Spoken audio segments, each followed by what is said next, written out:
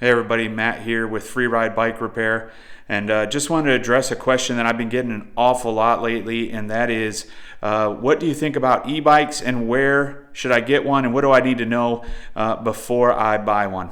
So I want to take you just to give you a little brief overview of my commuter e-bike. I have a commuter e-bike here and I have a trail e-bike here. Now we're going to do another video about this bike and why this is different, but today we're going to focus on this bike because this is the question I'm getting a lot of. You know, people are moving into the area, gas prices are insane, and they're thinking, oh, I'm just going to ride my bike to work. And I'm going to tell you why I recommend an e-bike for commuters here in the Stuttgart military community. Number one, a lot of you are not living that close to the base. And while you may be physically fit, there are going to be days that you do not want to arrive to work sweaty.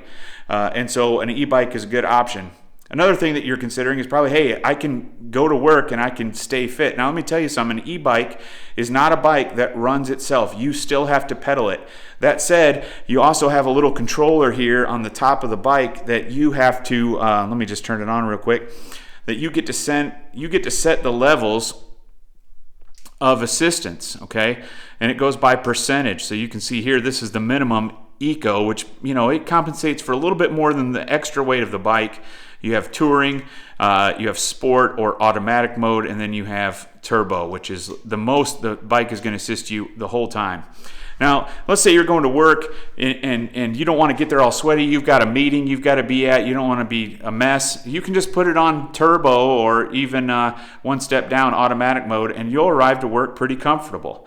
All right, but you can still get your workout on the way home. The thing with an e-bike is it gives you the option for the amount of effort you want to put into it. So if you want to use it for fitness, you most certainly can use it for that. And one thing I'll say about it too is I rode a regular bike for 7 years in Europe. I rode all the trails in the Schomburg Forest and did a lot of really tough riding. And I could ride 60, 70 kilometers maybe in a day on a mountain trail. However, I couldn't ride again for the next couple days. When I ride this bike, if I ride 50 kilometers, I can ride 50 more the very next day. And because I am determining the level of stress my body's enduring, okay? Now, that said, those are reasons why I recommend an e-bike. Let's talk about the e-bike just a little bit, okay? Now, right now in today's market, you can be expecting to pay about 2,200 euros for an entry-level bike. This is before the VAT is taken off, of course. If you're a military member, you're not going to be paying VAT. So, you know, take 20% off of that price. But entry-level, that's what this bike is, 2,200 euros. I paid 18 something some 4 years ago, okay? But right now I just checked, they're about 2,200 to get into one of these bikes, between 22 and 24. If you want to get a bike with a lot more bells and whistles, this bike has a lot of upgrades, the one I'm going to show you. You want to get those upgrades already included, you're looking around 3,000 to 3,400 euros, okay? So let's talk about what's on this bike and what I recommend upgrading, okay? So we're going to start with the frame. This is a cube frame. Most frames are made in Asia somewhere. They're very similar. You rarely see a broken frame that has not been involved in some sort of crash. Frames are made very well today. They're made by computerized welders. They're very sturdy, okay? Now, I'm not saying they never break. I'm saying I've never seen one break that was not a result of some kind of catastrophic crash, okay? So get a frame that fits you. Go to the manufacturer's website, put in your height, put in your weight, put in your gender. They'll spit out a recommendation. Get one that fits you. Of course, I recommend you buy locally. At the end of the video, I'll have some recommendations where you can buy in the South Stuttgart area, to get a bike. But get one that fits you. See a professional. Help them fit you for a bike. Every bike shop in Germany will do this, okay? That's not a big box store. You're not going to get any help at the PX. You're not going to get any help at Real, but if you go to a bike store, you're going to get the help you need, okay? So get the frame that fits. Most frames are going to be aluminum. I recommend an aluminum frame on a e-bike. Why? Because you do not need to save the weight. You got the motor to help you. So don't waste the money on a carbon frame. It's just bling and a lot of problems. So you're here in the cockpit. You can see it's a very busy cockpit. E-bikes have a lot of things going on. This is usually down here, but I moved it up here with some finagling so I can put my phone here, okay? We've got the remote lockout for the shock. I'll talk a little bit more about that, the front fork. This is the control that controls the level and also the information on the display. Handlebars, this is more of a commuter bike for me, so I have these very comfortable grips that have multiple positions. Again, that is an upgrade. So upgrade here is the display mount, this, and actually the fork. The grips and the fork were an upgrade. Now let's move on down here to the fork. You can see here I've got a RockShox fork. It's not a Reba, even though it says so, but it's a RockShox spring fork. This is an upgrade. Why? Because I wanted the remote lockout. That said, I upgraded before I really put much thought into it. I never use the remote lockout feature because I am never out of the saddle when I ride this bike. I'm always in a seated position because if I need to just kick it up a notch, I just turn up the motor. And so I'm in a seated position most of the time. Great fork though. The fork that comes on the bike, most entry-level bikes are going to be spring forks, not air forks, and they're fine. They're just heavier, okay? Now, one thing I will say about e-bikes when you're purchasing, something to look for, is look for the quality of the rim. Okay, now these happen to be DT Swiss rims. These are an upgrade. Most Q bikes, even more expensive ones, come with Alex rims, which are very cheap rims. They come on their very low-end bikes, and they are really not rated for e-bikes. A lot of manufacturers that sell entry-level e-bikes will put a lot of standard components that go on their normal bikes that just do not deal well with the extra weight of an e-bike. So when you're looking at bikes, look for the quality rims, all right? These are DT Swiss rims, great name. They are rated for a lot of weight. I'm 5'11", about 250 pounds, and these rims handle me perfectly, okay? Plus all the gear I ever carry on a bike. So make sure you're getting good rims on your bike. Another thing that they kind of cheap out on is brakes. Okay, this bike originally had 180 in front and 160 in the back. That's the millimeters between the diameter, of the brake disc. Now these are 200 millimeters or 20 centimeters across. That's a lot of brake surface area. And I've upgraded the rotors, but I've also upgraded the brakes themselves. You see, I went with dual piston hydraulic brakes. It already had hydraulic brakes, but it had much lighter single piston 180 millimeter up front. Braking is critical. You want to have good brakes, and e-bikes are heavier, so you want to have better brakes. Upgraded that. Moving on back here, you can see I've got one of the older motor systems. Again, this is a bike about 4 years old. But that said, it has never given me a lick of problems. Bosch has been in the e-bike game for a long time, since its inception. Really pioneered a lot of tech in e-bikes, and so really recommend Bosch motors. The reason I got this more bulky battery is because, again, it's 4 years old. This is what every bike was coming with. Now this bike over here is not quite as old, but I still went with that battery so I could interchange them.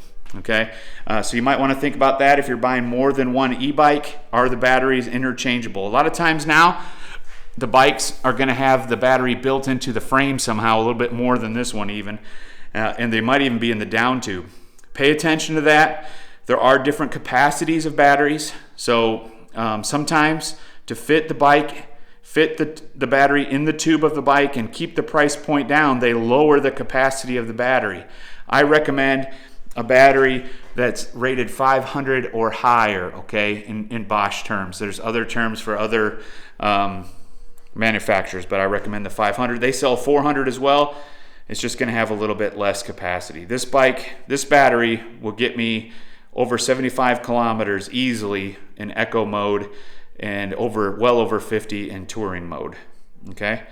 Moving on back. See, I have the chain here.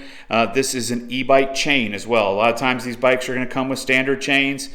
There's a lot more wear on the components, both on the chain and the rear cassette, because of the constant stress that the motor is putting on the drivetrain. So I recommend that you change, just go ahead and ride. You buy a new bike, ride it that first year, but when you replace it after the first year of use, put an e-bike chain on it, okay? Another thing, the transmission back here, the rear transmission, the derailleur. A lot of people, you'll see that there's a cheaper one on here. This one happens to be Diore, but what came on this bike was an Alivio. That's a cheaper brand, cheaper model from Shimano, but really what it's about is weight. I didn't need to change this. The Alivio one was working perfectly. I changed it because I was doing some other stuff anyway, and the part was on sale. So Don't need that, but you do need rims and you do need brakes. Change the back brakes as well. These are 180, so that's what was on the front, but back here was 160. And again, these are dual piston brakes. So it was a brake kit. Got them from H&S Bike Supply here in Germany, and just love them. Stop the bike a lot quicker.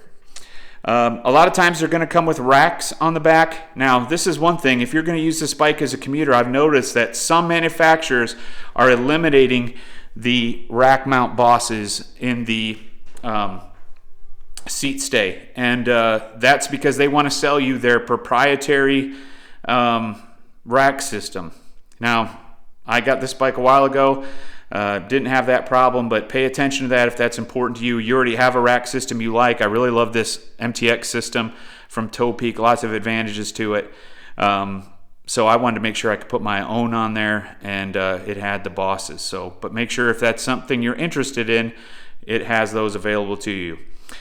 Something else that all manufacturers cheap out on, because it's just such a personal preference thing, is the saddle. You know, I've gone through a lot of different saddles in my time riding bikes, and finally settled on this one from Cell Italia. It's a nice bike with a gel seat. It's got this nice relief area in it, and just really like this bike for this saddle for this bike. Now I have a completely different saddle for my different style of riding on my trail bike. Okay. Also, you see here I've got a suspension seat post. If you get a bike that's a commuter bike, not a trail bike, doesn't have rear suspension, but you want to take the edge off every bump, I really recommend one of these seat posts. Okay, you can get a variety of different kinds. You get what you pay for with the seat post. I think this one was just a little over 100 euros, and it works great for me. Other things on the bike that I would take note of is what is the manufacturer's warranty and how well does the shop support it. Okay, for example, one shop I recommend if you are in the Stuttgart military community, okay, especially south, Patch, Panzer, go to Sportivio near Bräunergerland. I don't get any money from them. They have no idea who I am. I have just sent many customers their way. I've recommended this shop for a while. They work well with VAT forms. They know exactly how the VAT system works. They service a lot of American bikes, Americans who buy bikes there. You're going to get the best price. They've got cubes, which I think you get the best bang for the buck out of cube bikes. The frames are all the same, but you're going to get more. You're going to get better components at a cheaper price from Cube. At least that's been my experience. But they sell High Bike, they sell Scott, they sell other manufacturers. I think Centurion, some other manufacturers. They got an entire floor. The entire bottom floor is e-bikes. The top floor is regular bikes. Great selection, lots of options, and as far as customer service, it's as good as anywhere else in Germany. You know, it's kind of a running joke. We know how customer service is in Germany, but Sportivio is as good as any other place in Germany as far as customer support. Now, both my bikes were ordered from H&S Bike Discount here in Germany because I do not get the VAT discount. So if you don't get VAT, I really recommend them. You just have to do a little bit minor assembly. One other thing I'll say about these Cube bikes, and I highly recommend, none of them come with this, but it's that kickstand back there. Let me see if I can get back here to where you can see. This kickstand is integrated. It doesn't come with it, but you can see it's really integrated into the frame. And what I really love about this kickstand is how far out of the way it is when it's in the up position. It's a very sturdy kickstand. You want that for these heavy e-bikes, and it's great. Another thing a lot of bikes don't come with in Germany, not only kickstands, but they don't come with pedals on them. Now, if you buy your bike at Sportivio, I'm pretty sure they're going to kick in the pedals for free, but they're going to be the cheapest pedals you can possibly get. These are Shimano pedals with Shimano-style clips on one side and flat on the other side. Both of my bikes have that system. Really recommend it. Well, this is my second run through this video. I want to cut it down a little bit. The first one was 20 minutes long. I still think 15 minutes is probably too long. If there's something you want to know about e-bikes or regular bikes or purchasing bikes in Germany, I want you to know that Free Ride is here to serve the military community. We're here to help you. If you have questions, just type it in the comments below. Send us a message. Visit our Facebook page. Just get in touch with us, and we'll do the best we can to help you out. We're going to be traveling around from all of the different barracks this year, this summer, trying to get to every single one, hoping that the garrison is going to cooperate a little bit more with us. so that we can get there and service your bicycles. Thank you for tuning in, and we look forward to meeting you and helping you out in the future.